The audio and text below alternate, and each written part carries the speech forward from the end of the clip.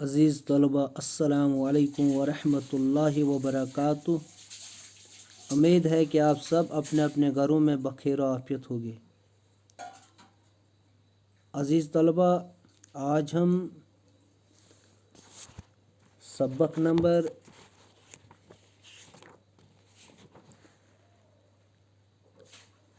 15 जो कि page number 89 पर है, इसके दूसरे पैराग्राफ को पढ़ेंगे। इस सबक का नाम है बुरज़हामा की तारीख़ी अहमियत। अज़ीज़ तलबा, इस सबक का पहले पैराग्राफ हमने कल पढ़ा। आज हम पैराग्राफ इक़्तिबास नंबर 2 से शुरू करेंगे। आपसे गुजारिश है कि आप अपनी किताब खोलकर सफ़ा नंबर 90 निकालिए और हम पैराग्राफ इक़्तिबास नंबर 2 से शुरू करेंगे। बुरज़हामा के बाशिंदे शुरू में गढ़ेनुमा गारों में गुज़र बसर करते थे। अज़ीज़ तलबा, बुरज़हामा के जो लोग थे वो शुरू में गारों में अपनी ज़िंदगी बसर करते थे। यहाँ जो गढ़े दरियाफ़त हुए वो 3 से 4 मीटर गहरे और 4 से 5 मीटर चौड़े हैं। कहते हैं कि यहाँ जितने भी गढ़े दरियाफ़त किए गए, यानी जितने भी गढ़े दरियाफ़त हुए वो 3 से 4 मीटर गहरे यानी डीप और 4 से 5 मीटर चौड़े हैं और 4 से 5 मीटर चौड़े का मतलब है खुला। इन गढ़ों को नोकीले पत्थरों से खोदा गया है। उस ज़माने में लोहा नहीं था, अगरचे था लोगों को इसका इल्म नहीं था। लोहे के बीलचे नहीं थे, इसलिए वो नोकीले पत्थरों से ही ये गार बनाते थे। इनके दहाने नस्बतन तंग हैं। कहते हैं कि जो वो गार बनाते थे, जो इसकी जहाँ से वो दाखिल होते थे वो नहायत ही तंग होता था। इन्हें जैसे कि आज हम मकान में दाखिल होने के लिए एंट्रेंस रखते हैं, इसी तरह ये भी गाड़ों में दाखिल होने के लिए उनके दहाने रखते थे, जिन्हें जहाँ से जो दाखिल होने की जगह थी वो बहुत तंग होती थी। बैस गाड़ों में दीवार के साथ जीने बने हुए हैं। कहते कि कुछ गढ़े ऐसे थे जो जहाँ दीवारों के साथ सीढ़ी बनी हुई थी, जिनके ज़रिए से लोग इनमें उतर जाते थे और इन्हीं जीनों के ज़रिए लोग इन गढ़ों के अंदर गढ़ों में उतरते थे। दहाने पर खंबे गाड़ने के निशान पाए जाते हैं। लगता है कि बर्फ़ और बारिश से बचने और गढ़ों को महफूज रखने के लिए इन पर छत बनाई जाती थी।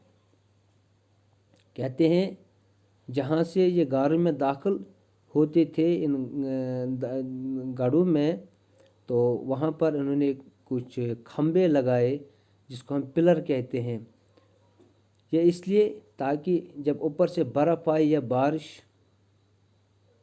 तो इस पर वे क्या बनाते, इन खंभों पर छत बनाते थे ताकि बारिश और बर्फ़ से ये गढ़ा महफूज रहे।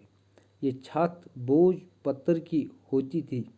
आज हम मकानों के ऊपर जैसे छत बनाते थे, लेकिन वो लोग घास, एक किस्म का घास है, वही घास उस छत पर रखते थे। गढ़ों के बाहर आग जले बोझ पत्थर से इसके इस्तेमाल का पता चलता है।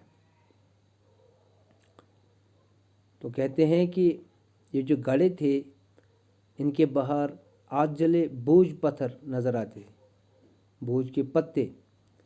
तो गढ़ों में राख और कोयला दरियाफ़त हुआ है। इन गढ़ों में बैस गढ़ों में कोयला और ऐश यानी राख जिसको हम कहते हैं वो भी पाया गया, जो इस बात का इशारा है कि इनमें लोग रहते थे। और इससे भी पता चलता है कि लोग इन गढ़ों में रहते थे और चूल्हा जलाते थे और उनके वो भी चूल्हे पर खाना वाना तैयार करते थे। ऐसे आसार भी मिले हैं जिनसे पता चलता है कि गर्मी में ये लोग गड्ढे से बाहर भी चूल्हा जलाते थे। और कहते हैं कि कुछ जगह हमने ऐसी पाई बुरज़ाहमा में जो जहाँ लोग गर्मियों में रहते थे, और उन जगहों पर चूल्हे के निशानात भी हमने पाए, जहाँ वो गर्मी के मौसम में अपना खाना बनाते थे। कश्मीर के कदीम बाशिंदे गढ़ों में शायद इसलिए रहते थे कि मौसम सरमा की शदीद सर्दी और बर्फ़बारी से महफूज रहे। कहते हैं कि ये लोग क्यों इन गढ़ों में रहते थे, ताकि सर्दी के मौसम में शदीद सर्दी से अपने आप को बचाते थे और बर्फ़ से अपने आप को महफूज रखने के लिए ये इन गढ़ों के अंदर मौसम सरमा में रहा करते थे। इब्तिदाई दौर में ये लोग मिट्टी के बर्तनों का इस्तेमाल करते थे। कहते हैं कि पहले दौर में ये मिट्टी के बर्तन बनाते थे, फिर इनका इस्तेमाल करते थे। यहाँ जो बर्तन दरियाफ़त हुए हैं वो बेढंग है। कहते हैं कि जितने भी मतलब वो इब्तिदाई दौर के बर्तन मिले दरियाफ़त हुए, उन्हें कोई डिज़ाइन उन पर नहीं है। सिया माइल रंग के इन बर्तनों की बाहरी सतह पर घास की बनी चटाइयों के निशानात हैं। ये तो समझो काला रंग था इनका, और घास के निशान भी इन बीच बीच में पाया जाता था। हाथ से बनाए गए इन बर्तनों को सुखाने के लिए शायद चटाई पर रखा जाता था। यानी माहिर आसार कदीमा के मुताबिक वो अंदाज़ा करते हैं कि जब वो मिट्टी के बर्तन बनाते थे और इन बर्तनों को सुखाने के लिए वो इनको चटाई पर रखते थे। इस तरह के बर्तन शुमाली चीन और बलूचिस्तान में भी दरियाफ़त हुए। कहते हैं कि ऐसे बर्तन चीन और बलूचिस्तान में भी दरियाफ़त हुए। इब्तिदाई दौर के ये बाशिंदे मछलियों का शिकार भी करते थे। ये लोग हड्डियों के आलात तैयार करने में भी महारत रखते थे। कहते हैं कि ये लोग मछलियों का शिकार भी करते थे, इसका मतलब है वो मछलियाँ खाते थे। और वहाँ पर हड्डियों के आलात, जैसे कि आजकल हम दहात से चाकू बनाते हैं, कुल्हाड़ी बनाते हैं, मुख्तलिफ़ किस्म की चीज़ें बनाते हैं, इसी तरह ये भी हड्डियों से मुख्तलिफ़ किस्म के आलात बनाते थे और इसमें माहिर भी थे। यहाँ पर हड्डियों के बने हुए मछलियाँ पकड़ने के कांटे, सोइया, आरी, चाकू, ज़मीन खोदने के हथियार वगैरह मिले। कहते हैं कि इस बुरज़ाहमा में बुरज़ाहमा के बुरज़ाहमा में जो गड्ढे हैं उन गढ़ों से हमने मछलियाँ पकड़ने का कांटा, जिससे मछली को वो पकड़ते थे, या सोइया, नीडल्स, आरी, चाकू, नाइफ, ज़मीन खोदने के हथियार वगैरह, यानी ऐसी चीज़ें भी दरियाफ़त हुए हैं। यहाँ पत्थर के औजार भी मिले हैं। इसका मतलब है यानी वो पत्थर के आलात भी बनाते थे। तांबे से बनी बैज़ चीज़ें माहिरीन के ख्याल में या तो यहाँ चीन से आई हैं या फिर चीनी सामान को देखकर बनाई गई है। तो कुछ चीज़ें जो तांबे की बनी हुई थी वो भी वहाँ पाए गए, लेकिन माहिरीन कहते हैं वो चीज़ें शायद चीन से आई है या चीन के यानी यहाँ चीनी सामान को देखकर बनाई गई है।